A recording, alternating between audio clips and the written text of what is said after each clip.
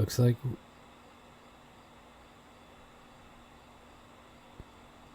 Are we recording? Yeah. All right.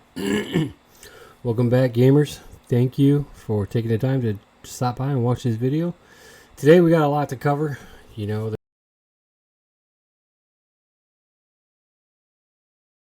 won tournaments and would qualify for other qualifiers to go out of state and play.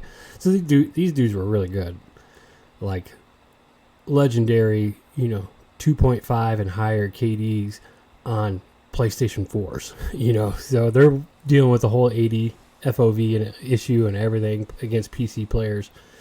And if you've seen my gameplay, which I imagine you have if you're here, that's not me. I'm not that type of guy. So I've played, a lot of that, and that was my role with them, was to, be the fall guy, for lack of a better term. But somebody's got to take one for the team and be the reason we didn't win that round, because he did get bought back for the 4th time and somebody was camping in the buyback area. So, but that's okay.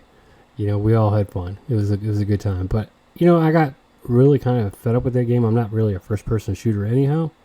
Fan of those type of that style of gameplay. I'd rather play third person. And just magically, as I'm looking through YouTube trying to find some new games at the end of January, this dude pops up and he looks like he's having a good time playing, and he's a partner. And because of halfmetalfox's videos, I actually found this game and fell in love with this game. It's kind of the type of game I didn't even realize I needed in my life. The quick hitter, encounter style gameplay where you don't necessarily have to be the best shooter in the game, because success is not measured in kills. Generally, it's measured in what you extracted with, because the overall goal of the game is to continue that cycle of building up your shelter. So to that and the pure amount of hundreds of hours of enjoyment I've gotten out of this, I just say thank you, halfmetalfox. I couldn't have asked for a better gift than your videos that led me to this. That being said, we all have decisions to make in our life, and for better or worse, I think probably for the worse of this community, just at the moment, he's decided to move on. So I wish him well.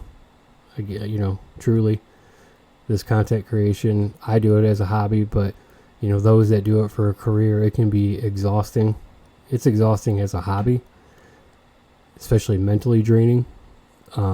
Trying to keep stuff fresh, and every time you play you have to be almost perfect, just to get some good content or some sort of theme.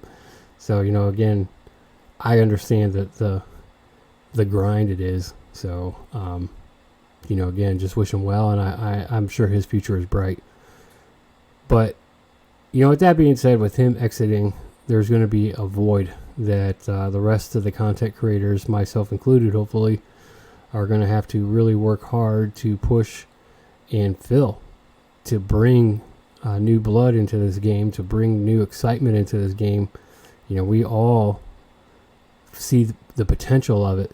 And, while I haven't played for 4 years of my life, like others have, it is a part of my entertainment, and obviously a part of yours if you're watching this type of video. So,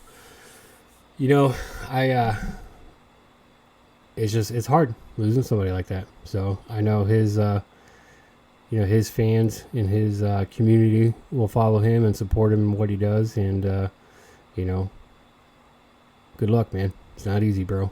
I get it. So do what you got to do. And, we'll always be a fan of yours here. And, for those, we do have one side of the story, but again, there's always 3 sides to every story. There's your side, the other side, and then probably what really happened, the truth, quote unquote, somewhere in the middle. So, I can't say which way that, this goes, between, those two entities, between Bohemia and, halfmetalfox, but, they're going their own direction now, both ways. So, with that, I think the future of Vigor is going to be even brighter because of the current changes that have been in place and will continue to transpire in the positive direction, which is going to make the gunplay, essentially the gunplay, a little bit more cohesive to new players. And, personally, I'm a fan of that. I didn't play in the original when it was, extremely almost like DayZ style, where there's a huge amount of recoil and weapon sway and bloom, and, makes it a little bit less manageable. And, for the better of this game, I think, especially based on the length of each encounter, you're really trying to kind of siphon off some of that Rebirth Island crowd from Call of Duty and give them a different experience that has more weight than just winning, killing, the other 20 teams and being the top player. So, but let's breathe some life in this. So with that, I want to talk about one of my favorite things to talk about, which is tactical aggression. And we're going to go over some clips here. And like always, we try to provide, evidence or clips of what we're discussing or what we're talking about. And tactical aggression is really important, a number of matters. And hopefully some of these clips here will give you an idea of what we mean by tactical aggression. So here I spawned in on the map with some newer players. And, right here, this spawn where you're kind of basically just waiting on other players to pop up. Let me clip it back here. So I know there's 3 people, myself included, there's 3 people that spawn around this area on this map. So I kind of crawl up because, I'm thinking new players are going to, hit the houses first. They're not going to look for other players. And, I'm only rocking the KS-23 because I wanted to try that gun. It does really good in the range, a little bit less well in the actual encounters because compared to the Lashav or the Remy, the reticle is significantly smaller. So you'll see my aim's a little off here, but as you can see, somebody's in the house right there, and I'm just setting a trap.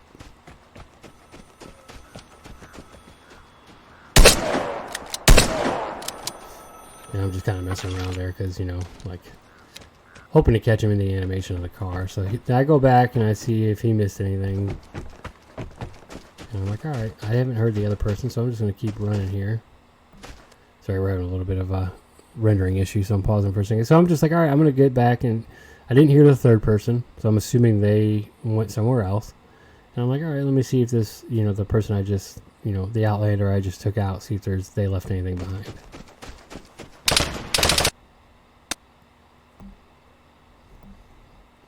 And just a little bit of rendering here. I tried to update my OBS before I did this.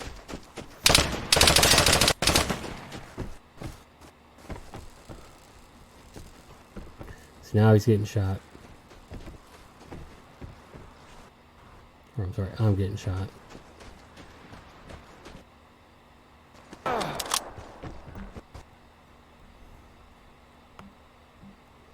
So I kind of sneak up on this player on the side. I think they think they're going to cut me off by going through there. I'm not sure. It's a raincoat. I came over here waiting, thinking he was going to follow me over. He actually did a good move by staying on that side. But without headphones, which I think you can kind of tell this person didn't have headphones in. I'm assuming they didn't based on the where they were looking around.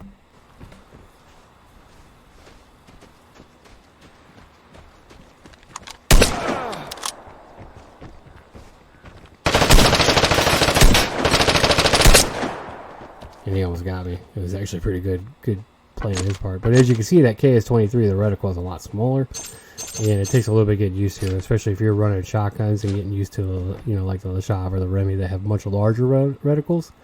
So just be aware if you run that gun that you want to aim it more like you would aim a Suomi or a, really like an L85. You want to aim it more like that chest area compared to the margin of error you get with the other shotguns.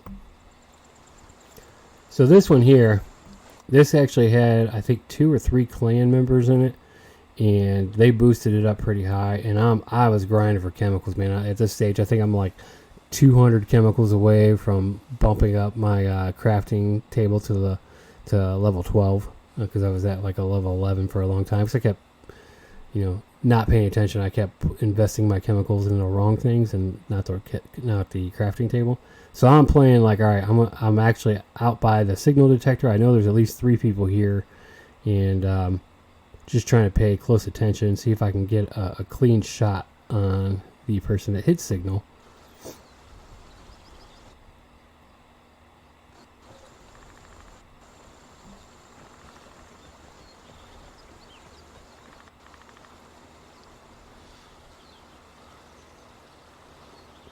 And as you can see, probably the worst thing that happened right there is I get pinged and I can't even see the guy. So now, I know he knows where I'm at, so I gotta push.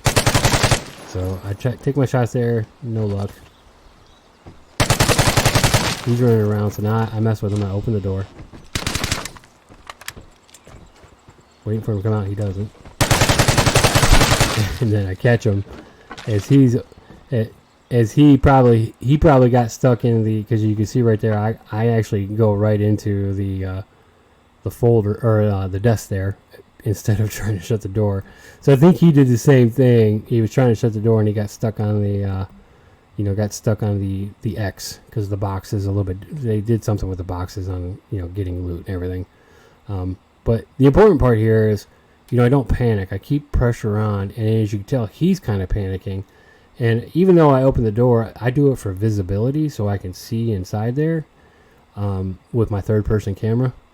And that just, the fact that I don't go through right away, gives him time to basically, panic. Worry about, am I going to come back and shoot through the window? Am I going to rush? Am I going to run around? He doesn't know what I'm doing, even though I have a pretty good idea of what I'm going to do. And as you can see, I hop through as he tries to shut the door on me to block my visibility, and then I end up behind him and just take him out.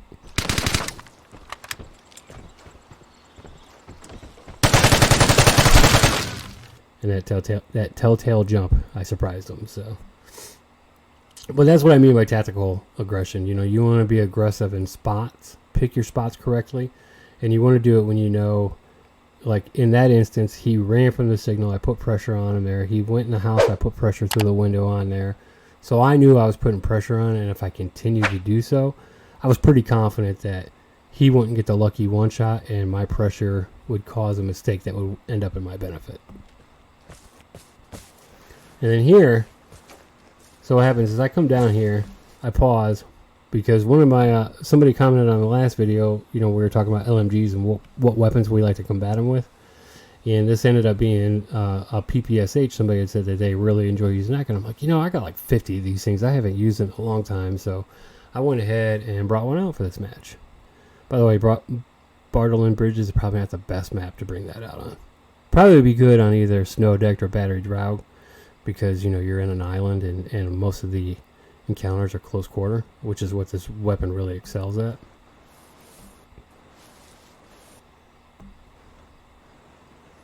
But I'm also over here. So I had paused right there because I came over here and I had shot somebody that was coming out of that house.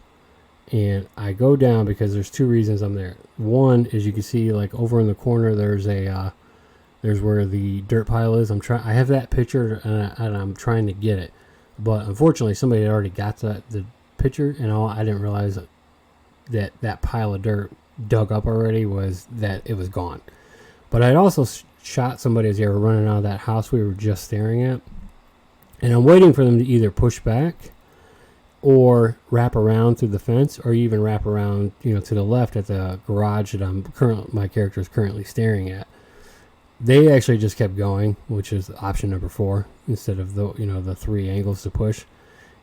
But because I had fired my weapon, now I have somebody coming behind me that I can hear. And it's important to know, at any time you fire your weapon, you have to expect other players are going to come running because they want to get in on the action. So I keep looking to the right there because I'm like, where is this person?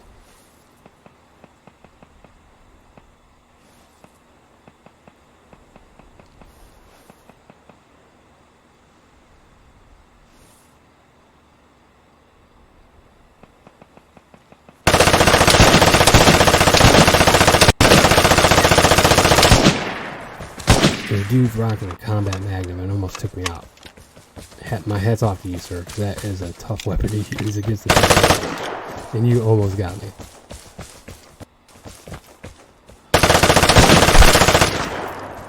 But what happened there is, you know, I knew he had a combat magnum because I could hear the way it was shooting. And instead of healing and letting him heal up, I took a calculated risk using tactical aggression, and I closed the gap, you know, assuming or, you know, being very much aware that my gun has a significant amount more of a fire rate and weapons, you know, bullets per second, even though his weapon hits harder, and this game only takes one lucky headshot. I took a calculated risk, and I closed the gap. And as you can see, you know, this wasn't a bad player. Dude almost killed me with a combat magnum, you know, but pushing allowed me to get the better because I, you know, in that split second I made a decision, you know, with the information I had. You know, I knew what his weapon was, I knew what my weapon was, and just a quick guesstimate that the odds were probably about 70 to 80% in my favor. And this is where I keep pushing.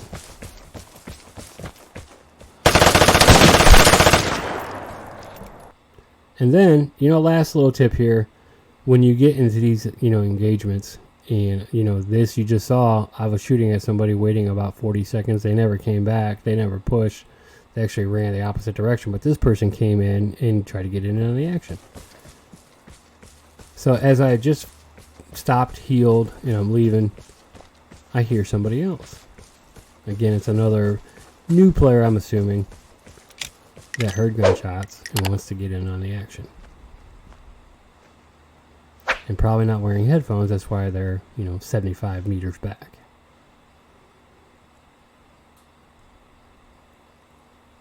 So here I just kind of set the trap, wait till I get, you know, the angle I want with the shot I want. I don't shoot right away to reveal my position. That's, you know, engaging both the tactical patience and tactical aggression. So I take my time, line up.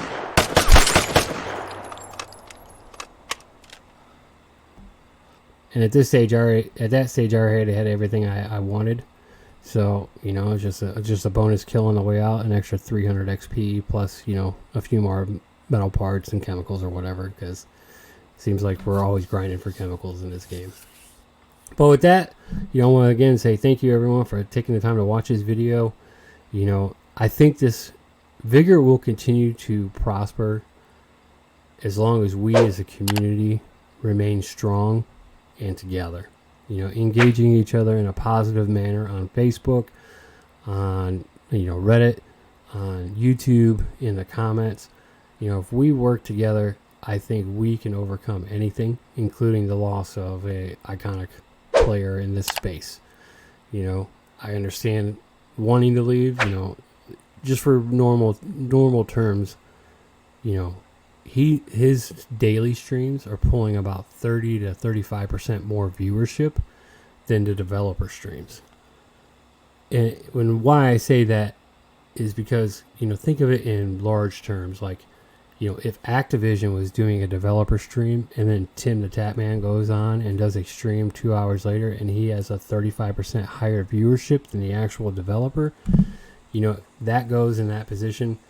You know, this person is a large content creator making millions a year between sponsorships, deals, you know, exclusivity contracts.